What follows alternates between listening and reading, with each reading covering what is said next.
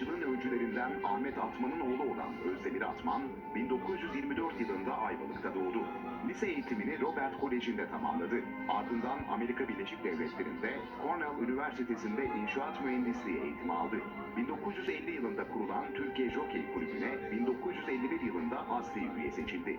1967 ila 1968, 1987 ile 1990 yıllarında 2 dönem Türkiye Jokey Kulübü Başkanı olarak görev alan Atman, yenilikçi görüşleriyle Türk atçılığının bugünkü çağdaş ve ileri ülkeler seviyesine gelmesinde önemli bir rol oynadı.